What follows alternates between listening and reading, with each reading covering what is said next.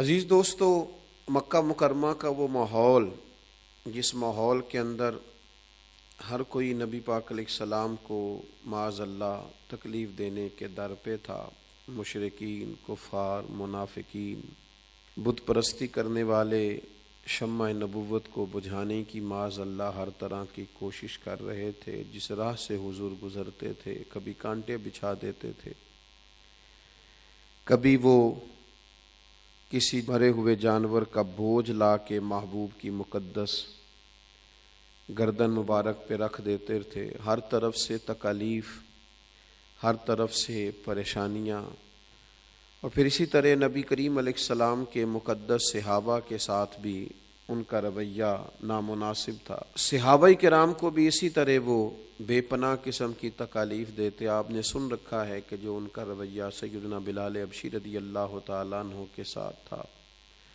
حضرت عمار ابن یاسر رضی اللہ تعالیٰ عنہ کو جس طرح کی تکالیف دیتے تھے، حضرت خباب بن ارت کے ساتھ جو ان کا مزاج تھا، اور پھر اسی طریقے سے دیگر صحابہ کے ساتھ وہ بڑا سخت رویہ رکھتے تھے۔ اس ماحول کے اندر جب ہر طرف سے بظاہر آزمائشوں نے گھرا ہوا تھا، اللہ تعالیٰ نے سورہ الم نشرح کو نازل فرمایا۔ آپ ذرا اس سورت کا آغاز دیکھیے گا، اللہ تعالیٰ نے ارشاد فرمایا الم نشرح لک صدرک، اے محبوب کیا ہم نے آپ کی خاطر آپ کے سینے کو کشادہ نہیں کر دیا؟ کیا ہم نے آپ کی خاطر آپ کے سینے کو کشادہ نہیں کر دیا؟ حضرت موسیٰ علیہ السلام جب جا رہے تھے نا فرعون کی طرف تبلیغ دین کے لیے، تو انہوں نے ایک دعا مانگی تھی، وہ بھی قرآن مجید میں موجود ہے۔ انہوں نے دعا مانگی تھی رب اشرح لی صدری، یا اللہ میرا سینہ کشادہ کر دے۔ حضرت موسیٰ علیہ السلام نے اللہ کے حضور خود عرض کیا تھا کہ مالک اتنے بڑے بے ایمان کو، کافر کو، مشرک کو، جو معاذ اللہ خدائی کا دعویٰ کرتا ہے، اس کو میں نے دین کی دعوت دینی ہے، تو میرا سینہ کھول دے۔ حضرت موسیٰ نے خود عرض کیا تھا، نبی کریم نے عرض نہیں کیا، خود ہی رب نے ارشاد فرما دیا، اللہ نے خود ہی ارشاد فرمایا الم نشرح لک صدرک، اے محبوب کیا ہم نے آپ کا سینہ کھول نہیں دیا، کشادہ نہیں کر دیا؟ یہ سینہ کیا ہے؟ شرح صدر کس کو کہتے ہیں؟ بہت ساری تفاسیر کا نچوڑ یہ ہے کہ جب نور الہی سے سینہ کشادہ ہو اور اللہ کی جانب سے تسکین اور طمانینت کا نزول ہو اور رب کی طرف سے دل مسرور ہو جائے تو اسے سینہ کشادہ کرنا کہتے ہیں۔ اس کا مطلب ہے کہ شرح صدر نصیب ہو گئی، اللہ تبارک و تعالیٰ نے سینے کے اندر وسعت پیدا کر دی۔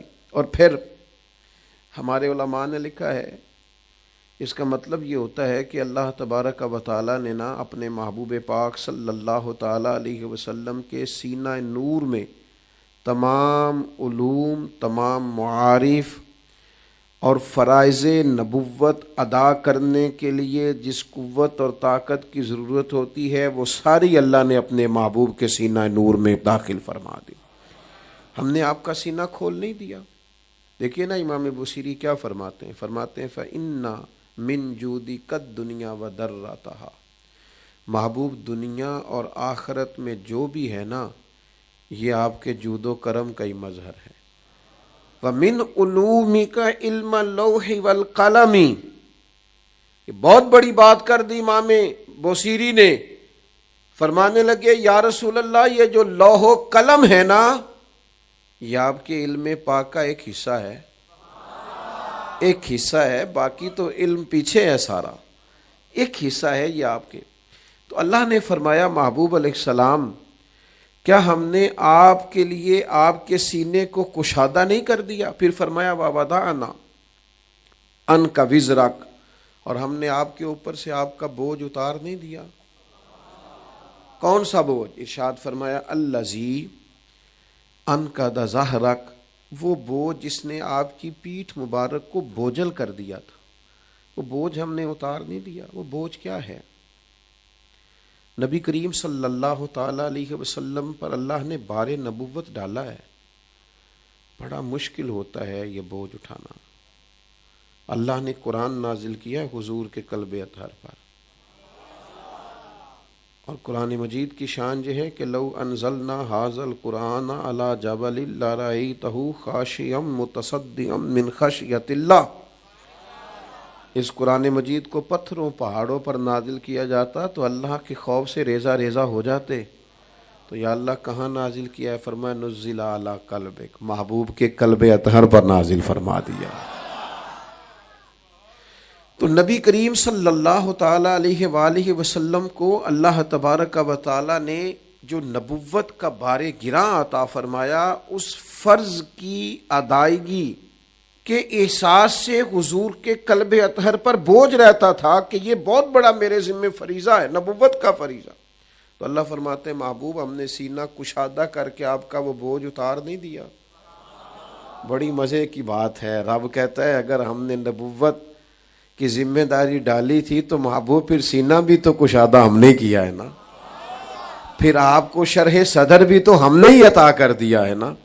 اور دوسرا، نبی پاک علیہ الصلوۃ والسلام کے دل میں ایک بوجھ تھا.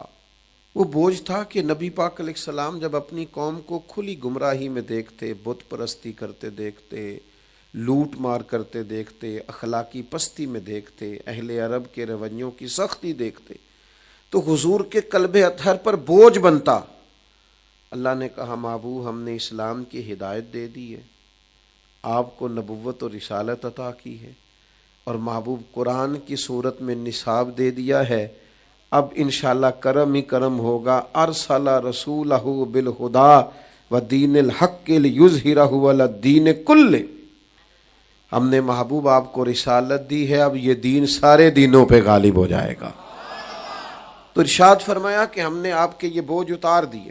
اگلی آیت میں ارشاد فرمایا وَرَفَعْنَا لَكَ ذِكْرَكَ، محبوب ہم نے آپ کی خاطر آپ کے ذکر کو بلند کر دیا ہے. ایک تو بوجھ اتار دیے، سینہ کشادہ کر دیا، اور آپ کی خاطر آپ کے ذکر کو بلند کر دیا. نبی کریم علیہ السلام فرماتے ہیں میرے پاس جبریل امین آئے، میں نے ان سے پوچھا جبریل بتائیے نا میرے رب نے میرے ذکر کو کیسے بلند کیا ہے. تو حضرت جبریل عرض کرنے لگے یا رسول اللہ، رب فرماتا ہے جہاں میرا ذکر ہوگا نا وہاں آپ کا بھی ذکر ہوگا. آپ نہ کبھی اس گہرائی میں اتریے گا، آپ کو مزہ آئے گا. اذان میں بھی اللہ کے ساتھ حضور کا ذکر ہے، نماز میں بھی اللہ کے ساتھ حضور کا ذکر ہے. آپ کوئی صحیفہ کھول لیں، کتاب رحمت کھول لیں، جہاں جہاں اللہ کا ذکر ہے وہاں وہاں مدینے والے محبوب کا ذکر ہے. بلکہ جو کلمہ پڑھ کے لوگ مسلمان ہوتے ہیں اس میں بھی رب کے ساتھ رب کے رسول کا ذکر ہے. یہ ذکر کسی جگہ بھی جدا نہیں ہے، بالکل جدا نہیں. خدا کا ذکر کرے اور ذکر مصطفیٰ نہ کرے، ہمارے منہ میں ہو ایسی زبان خدا نہ کرے. میرے بھائی ہر جگہ، اور پھر اس طرح ذکر بلند ہے، اس طرح ذکر بلند ہے نبی پاک کا کہ لوگوں نے زندگیاں لگا دی. کسی نے حضور کی سیرت لکھی، کسی نے نعت لکھی، کسی نے حضور کی شان میں کسی قسم کا قصیدہ لکھا، کوئی کہیں حضور کا ذکر کر رہا ہے، کوئی کہیں. جتنی کتابیں میرے نبی کی شان میں لکھی گئیں شاید دنیا میں کوئی سوچ بھی